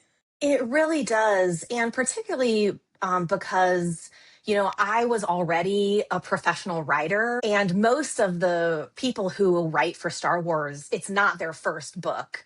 Um, and so, we also bring this awareness of what publishing is like and, how the pressures when it's your own work. And then, readers are reacting to this, and, things happen with publishing because it's a business. And so then you add on this third pressure point. And I think that's really what makes it extra like upsetting on a certain level. But it also really is, well, this is how you get diamonds. So It's so true. All that pressure becomes something gorgeous. And exactly. it really Yes. has. The High Republic has been just incredible. One of my favorite written experiences I've ever had. Oh, Thank you so 100%. much. Yeah. And some of the Star Wars lore in particular that's involved in the High Republic is just fantastic. I mean, there's 50,000 parts of it that we think are cool, either additions to what already existed or completely new concepts. And something we really loved was the path of the open hand. And this whole concept of the Force must be free and abusers of the Force must die. It's this interesting cult sort of background way of looking at the Force we thought was really interesting. And in phase 3, it turns into this belief that Markion carries that it's not just users of the Force, it's everyone. Everyone's got to go. And he does this really spectacular job of trying to fulfill this. And can you tell us a bit about how this plot sort of morphed and became this very overarching story of the High Republic, but shifted from, this cult mindset into this genocidal maniac? Well, I think that, its origin, I wasn't directly involved in coming up with the idea because this is something that the original, Luminous Five came up Yeah. with when they were initially planning the entire 3 phases. This was one of the key points about phase 2. And I know that The motivation behind it, however, was one of the great exciting things about the High Republic era is that there are so many people with different ways of looking at the Force. Yes, the Jedi are at the height of their power. It's like their golden age, but it's also like the golden age of Jedha, where there are all kinds of different Force philosophies and some religions and things like that. And so, um, we always wanted to highlight various other ways of thinking about the Force. And then, of course, we wanted someone to be directly opposed to the Jedi. And so the core belief of the Path of the Open Hand that was necessary is this idea that you shouldn't use the Force, because using the Force, causes it to diminish. It causes, disaster somewhere else, like the butterfly effect. And so that's really where the Path of the Open Hand started, with just that idea. And it didn't focus on the Jedi at all until Marta, specifically through trauma, focused on the Jedi. And so that's the path that it goes on to. Markian, of course, is, it goes from this thing that could have been relatively harmless if the mother never got involved, because, she manipulated that cult for her own purposes and really arguably turned it from a, maybe benign religion into an actual cult because she wanted to profit.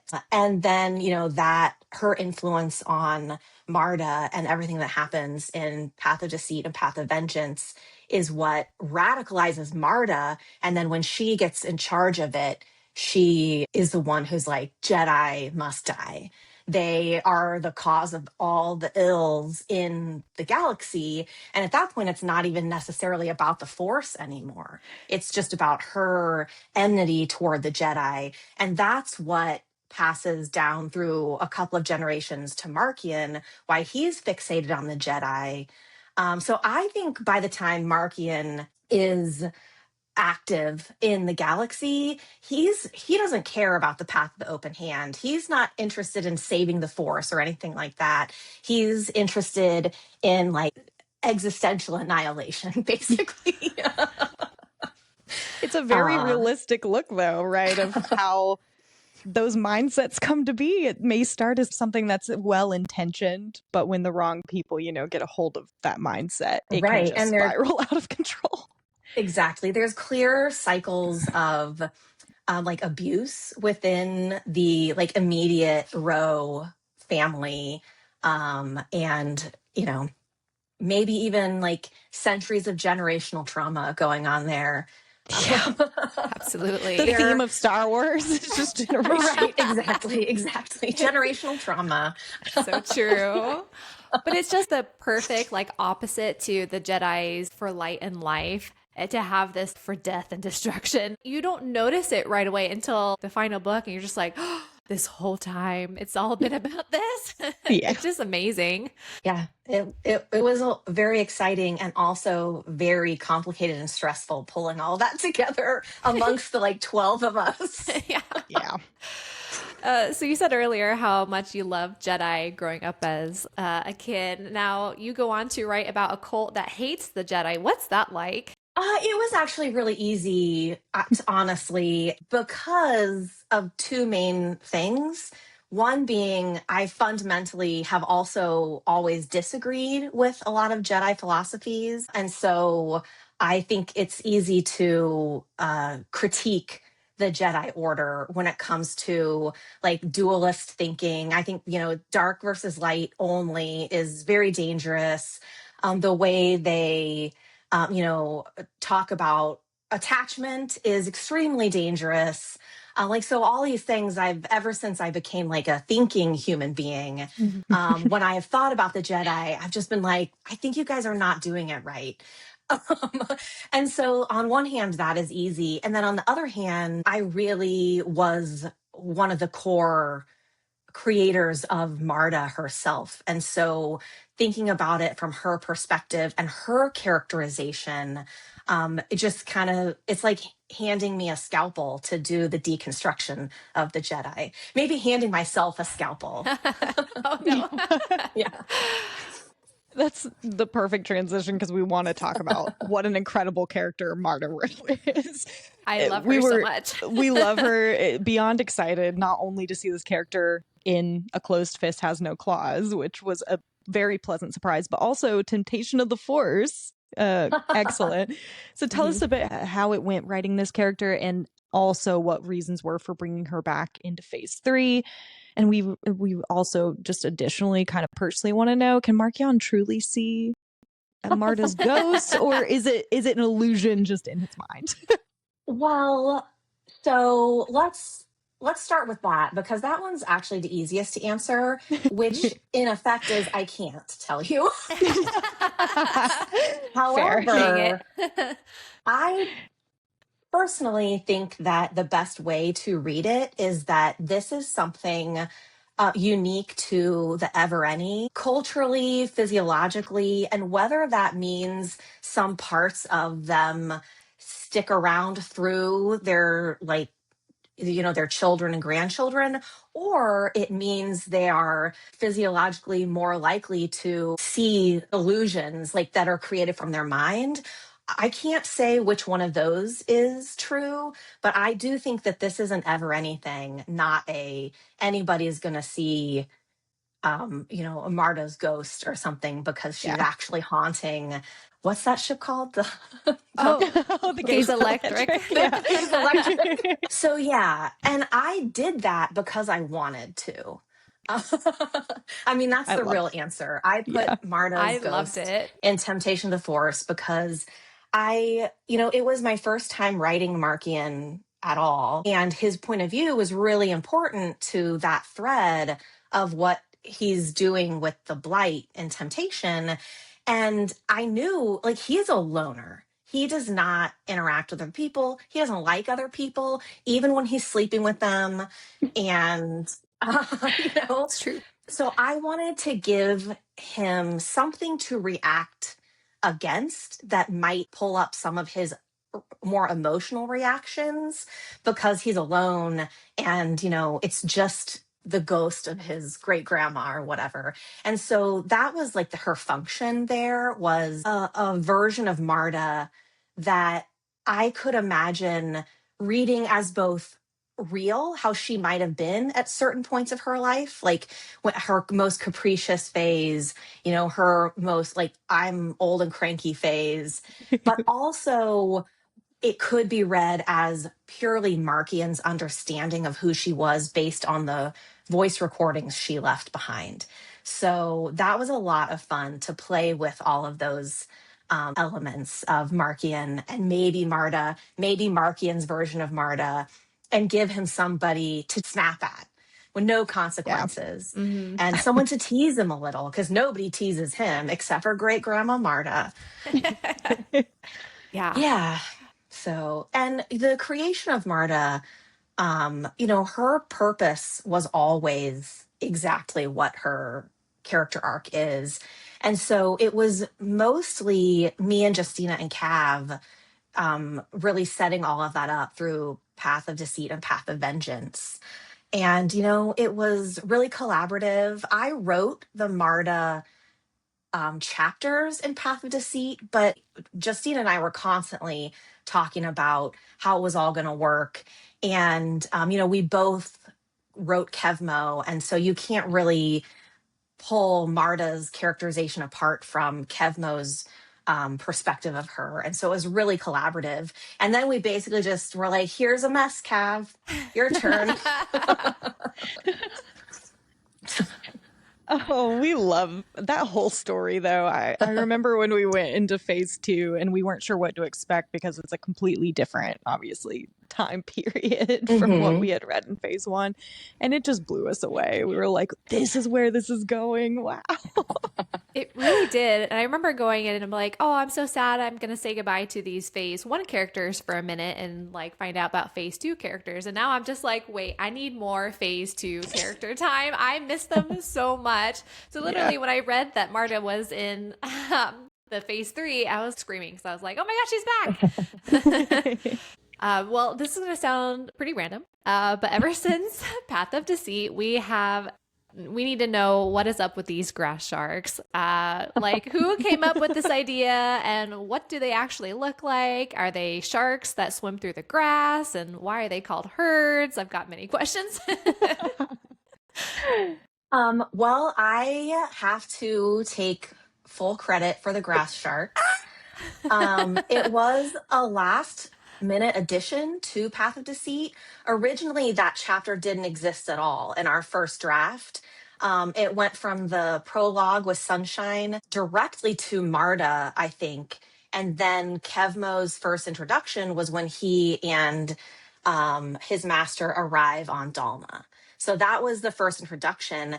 And I can't remember exactly why, but I'm pretty sure at some point Justina, who is really good at pacing and especially like adventure book pacing and like thriller, that kind of stuff. She's so good at it.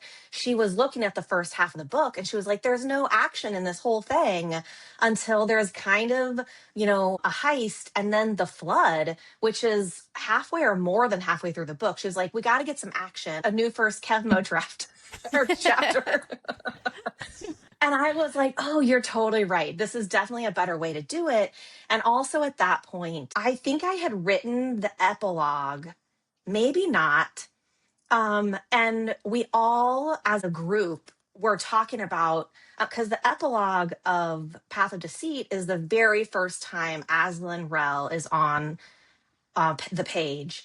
And so we were all kind of like, well, maybe people should care more about him and his relationship with Kevmo in particular by this point in the book. And I remember being like, well, how am I supposed to do that? I'll try to make people care about Aslan more.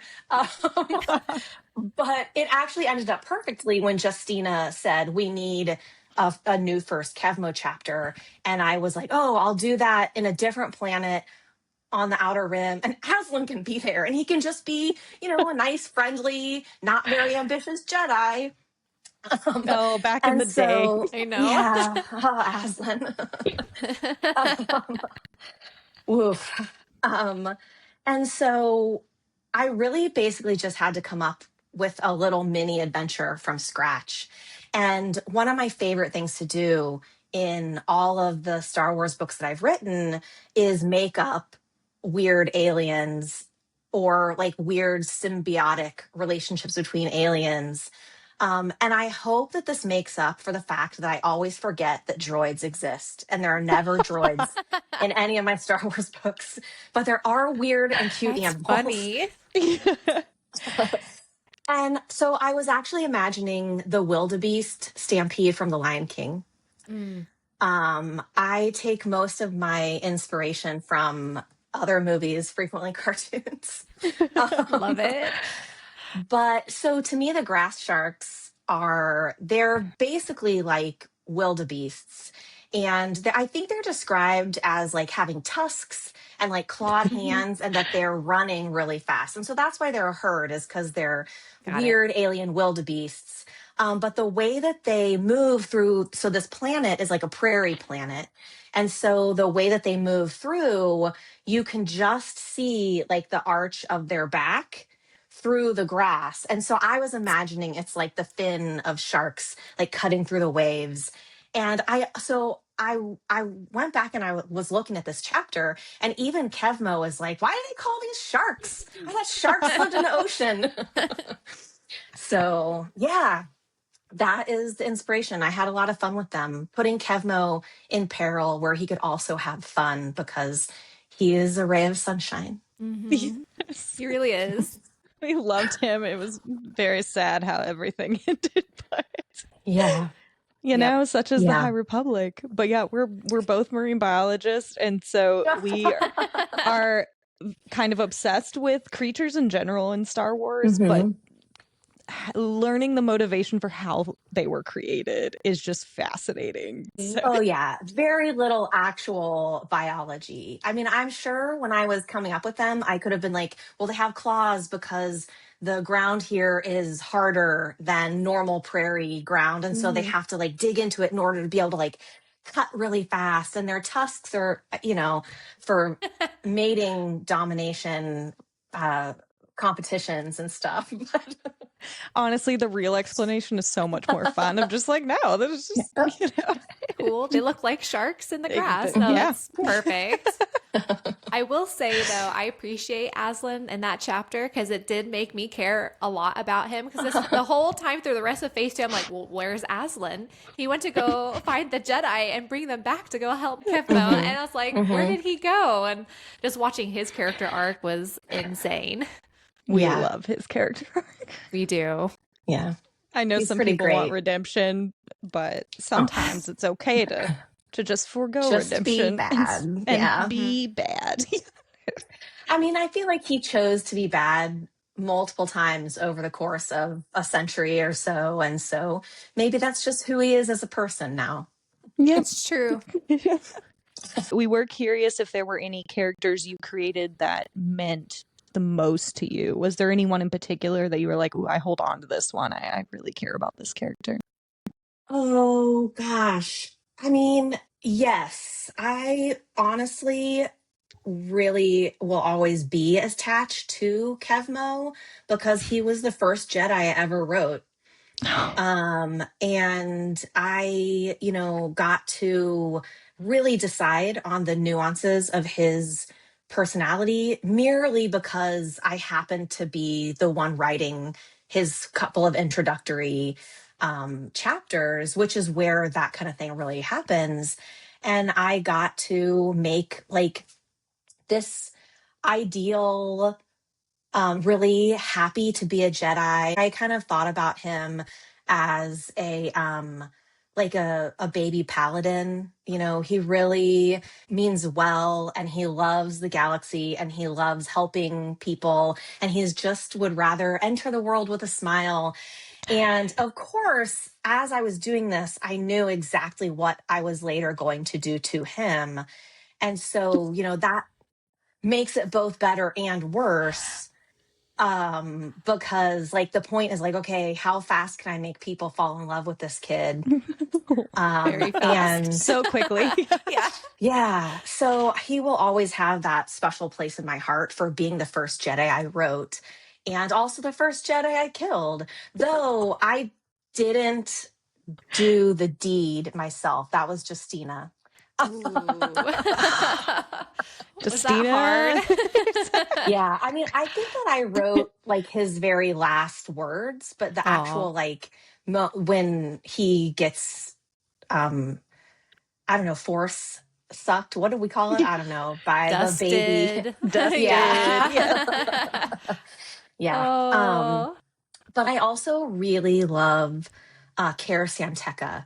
I made him across a couple of different books, and I think that in a lot of ways he's very similar to Kevmo, except he comes from a much more cynical place in the system and like politics, and he never was innocent the way that Kevmo got to be innocent.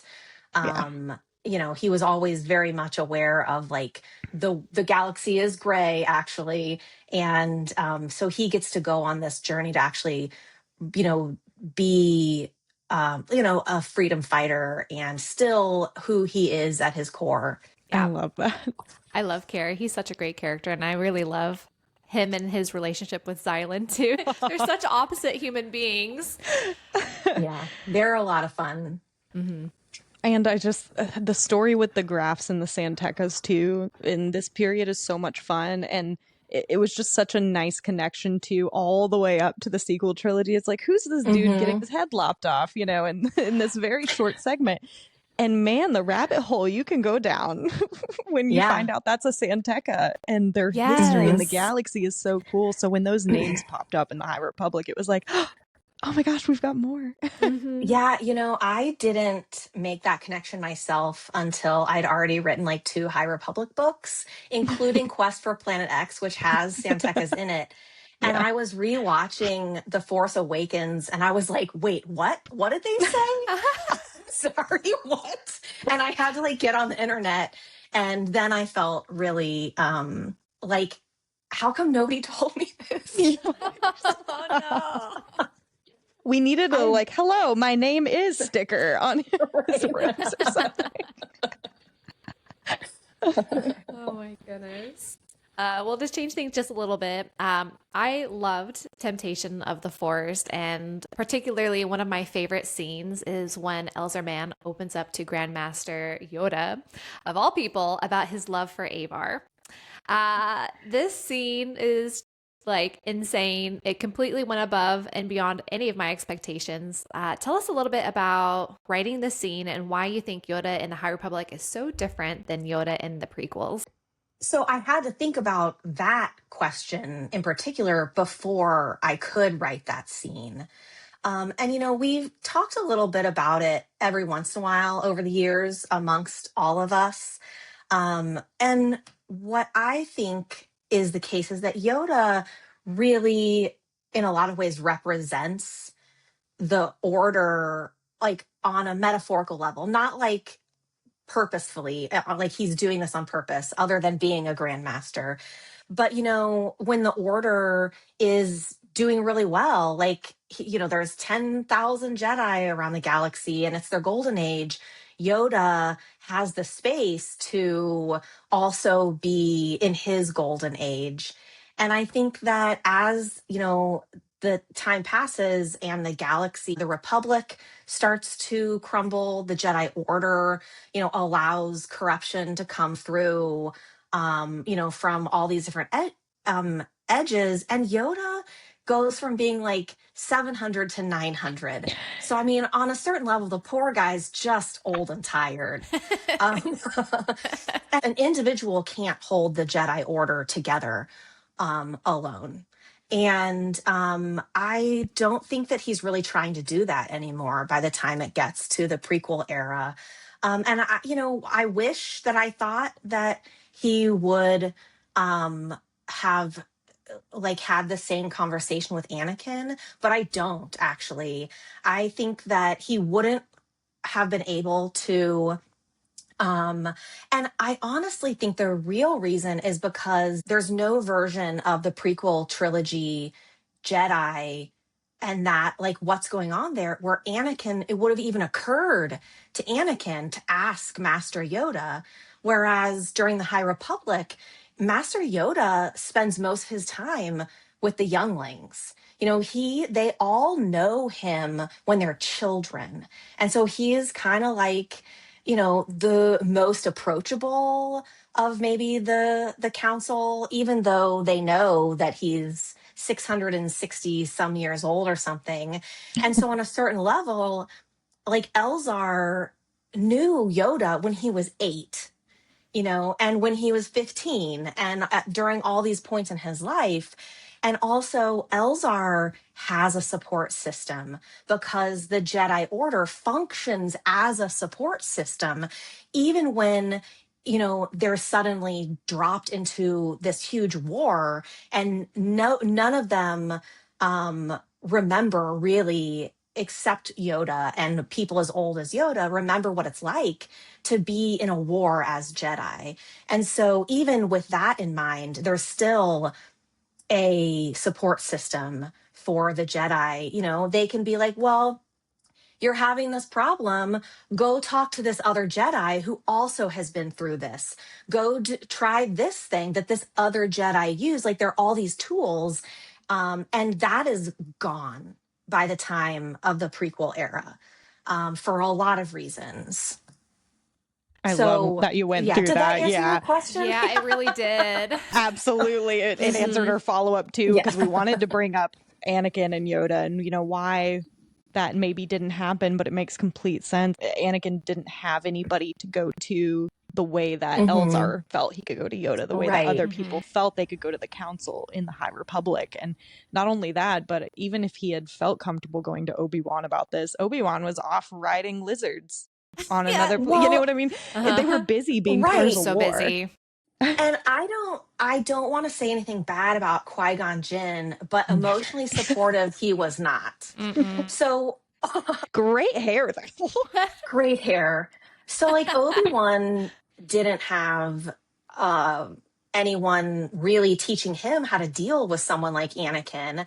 And I mean, we don't have to get into all of my negative opinions about the Jedi Order during the prequel trilogy. We'll be here for 2 hours. Yes, I know. I mean, I think it's fascinating and very realistic portrayal of the disintegration of a once noble organization, but Yeah. it is the disintegration. Oh, Yes. yes. Well, you wrote about Avar's message of hope in Temptations of the Force, and it's been really helpful dealing with some real world issues. Did you have this in mind while writing this scene? I think that when it comes to the real world influence, um, you can't write any book without being influenced by what's going on in your life and in the world. And one of my favorite things about having been working on the High Republic for the last several years is it both is like us, on the one hand, it's a safe space, but it also engages with things that are happening. Star Wars has always been about rebelling against fascism, like from the very beginning, and found family and all these things. And so it's a really good place to be like, okay, well, in a lot of ways, this is kind of a safe area to push at some of these topics and ideas without it being too I don't really know what the exact word is. Like, we don't ever want it to stop being something that makes readers ultimately feel good. Even, when your favorite character dies or whatever, like ultimately this is, a adventure fantasy in space, but we can also address like really important things both on macro and micro levels. And so, that was always something that I think is important to all Star Wars writers. And when it came specifically to writing that message from Avar, I thought really hard about what might actually make people feel better. When it's just a message, and what might Avar actually say, because she has a very specific character, and like how would it be like framed by Care and Rill and the people who are trying to coax her into doing this, because it's not really her favorite thing to do. She's more of an action leader, like I see a problem, let's go fix it. And she is very good at leading people through actually doing things, but she's not really a motivational speaker. But it turns out she was pretty good at it. But that, also, hope is another thing that Star Wars is always about, is coming back to hope. And I also already knew what I was going to do on the last page of Temptation of the Force with Markian and what he says. And so I really wanted to purposefully like mirror that a little bit, because I don't think he would say what he says on the last page if Avar hadn't sent that message out into the occlusion zone. So it was a whole bunch of different things. And I honestly didn't think it was going to be as important or like noticeable as it was. And I didn't know until I got my author copies of Temptation of the Force that they were going to put that speech on the back of the book. Like, here it is. Surprise. This is what the book's about, friends. Right. And I was like, oh, shoot, I'm glad I worked so hard on that. Yeah. I mean, I think that's why people connect with Star Wars so much. It's that perfect balance, right, between escapism, but also realism that you can connect to, but also feel it's a safe space to go explore that and not be in the real world for a bit. So, yeah, it's really an amazing piece. Speaking of realistic / fantasy things, why can't anyone who's in love in Star Wars have a happy ending? Mostly we want to ask how you feel about Avar and Elzar's. Well, I was going to say, even though it's not like in text, I'm pretty sure that Care and Xylan are going to stay married until they're both like really, really old. We needed to I hear love that. Thank that. you. Yeah. Yeah. I'm sure they'll work it out. So listen, Avar and Elzar, what happens, the end of the the High Republic in Trials of the Jedi, the big pieces of what happened on Planet X were known to all of us from day one. We were always writing toward that ending. So it's really hard to answer your question, Yeah. because that was always the goal. And so this was always like in the back of our minds as writers. And it was part of what, we wanted to hopefully make really impactful because we had been writing toward that from the beginning. So it was something that nobody ever really wanted to change because it would have messed everything up. Yeah. That's totally fair. So like it doesn't it doesn't seem like a not happy ending to me because we were always writing with that in mind. I know it's not like we're gonna go off and have adventures and keep kissing each other and stuff. But it might be a happy ending for Jedi, like being Yeah. with the Force like that is not a sad or tragic ending. And both of them know at that point that the love they have for each other, the bond they have isn't reliant upon their physical bodies or being able to hold hands or things like that. So I do think that while it is like bittersweet, it's also beautiful, and I like it. Yeah.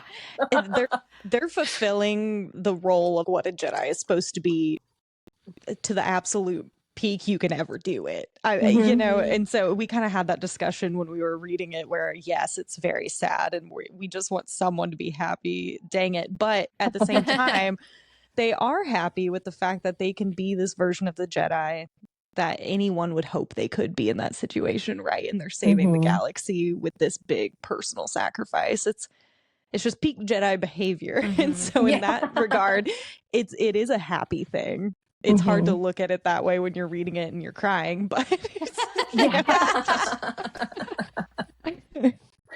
Yeah, it's very beautiful and the perfect selfless Jedi love that I feel like all Jedi should strive for. It's like Kanan, but also in the High Republic, what wouldn't they do to save everyone they love? And yeah. Switching things just a little bit. We love the Acolyte, and we were so excited to see a glimpse of the High Republic in visual media. And we know that your book, The Crystal Crown, helps bridge some gaps between the High Republic books and the events of the Acolyte. How did this book come about? I mean, they asked me if I wanted to write it, and I said yes. Perfect. love that. Yes. It was, I think it was 4 or so months before the show debuted. So it was earlier that year. It came out, I think, in June, early June. And I think that we started having those conversations in like February. But Justina was already working on her Acolyte book by then. So we knew there were going to be spinoffs and things. I was really excited to be asked, especially because they wanted a YA, and I love writing YA Star Wars the most.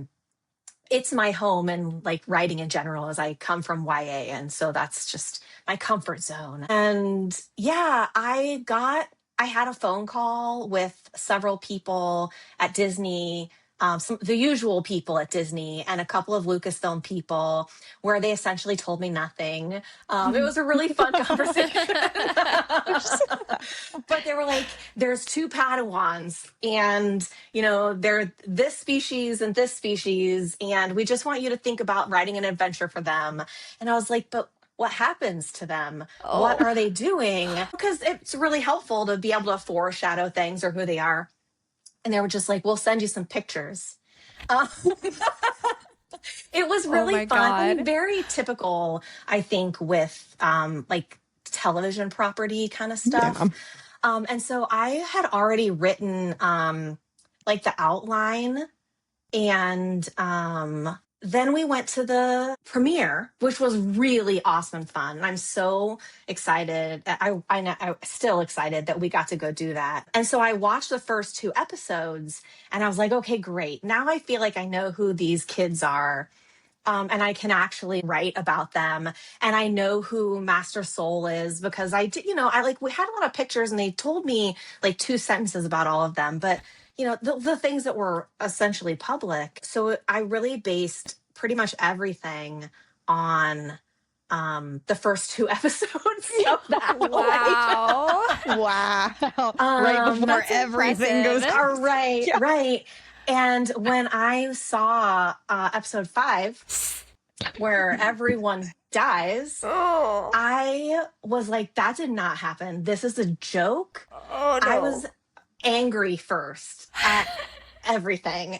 And I was like, I'm not going to talk to anybody about this. I'm just going to quit writing for about 3 weeks. The silent treatment. Yeah.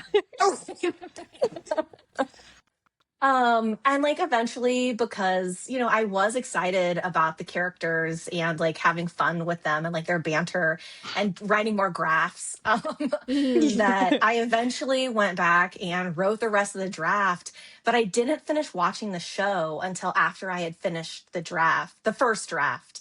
And then I watched the rest of the show because I was like, well, I can pretend I don't care that much anymore because I'm not drafting right now. Oh my gosh. Obviously, I'm really glad I did because I enjoyed the rest of the show very much. I really, really like Master Soul, and I wouldn't have been able to write him, I think, even a little bit accurately in the book if I hadn't actually watched the rest of the show.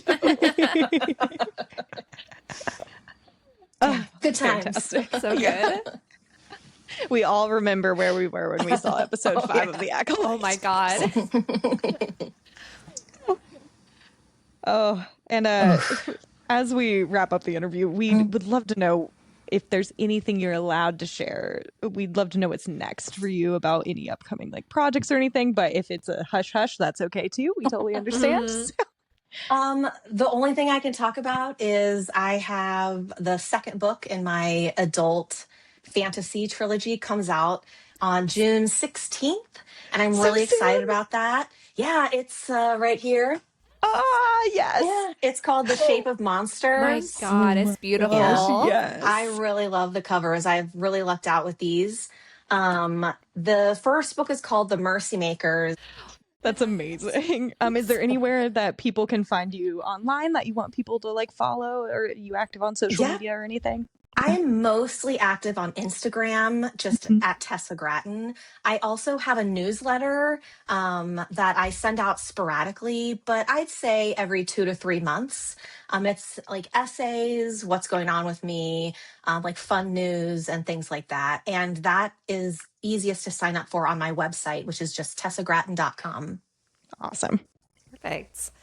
Well, lastly, we want to share with you. We asked other fans of the High Republic to send us some of their thoughts that we can then share with you about the High Republic and what it means to them. So, if you're okay with that, do you mind if I share one? Okay, so this one is from Dylan, and he says the High Republic is about being the best version of yourself and making the galaxy a better place. This series inspired a sense of optimism and hope within myself. It taught me that even when things get dark, there are always those working in the light. Now I get to take that light and pass it on to people in my community and use it to uplift people in need. The High Republic has had a profound impact on my life, and I will be forever thankful for it. That's really wonderful. I really appreciate that. Yeah, we got a lot of people telling us how much the High Republic meant to them, and I hope you know what an impact it had on so many people, both old Star Wars fans, new Star Wars fans, everybody. It was a really special time in Star Wars. It's been really incredible being part of something like this. It's like unlike anything that I've really ever known, and like also life-changing for me. It's been just such an incredible journey, and we can't thank you enough for the part you played in it. Oh, thank you.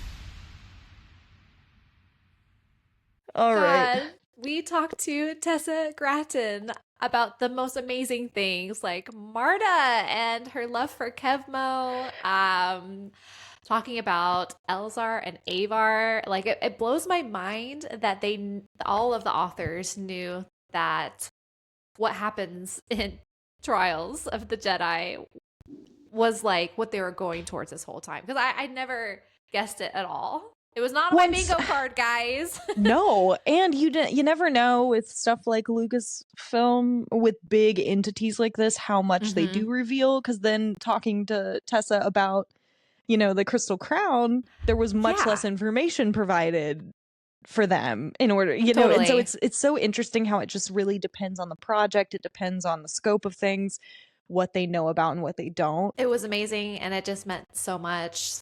This High Republic saga has like been our complete obsession for the past 4 years. 5 years, right? 2021 is when it first came out, and like don't tell me it's 2026. Here we are. We're a year late, but we made it. And we did. We made it because we really spent time in every single bit of media they put out for the High Republic, and I'm so glad we did that. I would not have skipped any of it for the world. No, for us, really, I can't state enough how these writers and these artists are celebrities to us, and I wish they were to everybody because they've created this part of Star Wars that just means so much, both to us, to other fans, to the Star Wars universe in terms of the lore that it brings in. It's... Star Wars has never done anything like Project Luminous before. I don't know if they're ever going to do it again. It seems like a lot of work. There's just like so much to it that I feel like it would be so much work to replicate, Such an incredible undertaking. Yeah, it is. And they nailed it. Yep. So, thank you again to all of the authors and artists that joined us today. We really can't thank you enough, and we can't tell you enough how much this era means to us and to others. And hopefully for the listeners that joined us for this, you had a good time. Anything else? Nope. For Light and Life. Thank you everyone for your support. We hope you'll subscribe, rate, and review wherever you get your podcasts, or on our YouTube channel, The Sacred Text, a Star Wars podcast. Follow us on TikTok, Instagram, or Threads, The Sacred Text Podcast, or send us an email at thesacredtextpod@gmail.com. And finally, if you would like to financially support the podcast, head over to buymeacoffee.com. You can either look up The Sacred Text Pod or it's / The Sacred Text Pod from buymeacoffee.com to donate today. We'll see you for our next episode. May the Force be with you.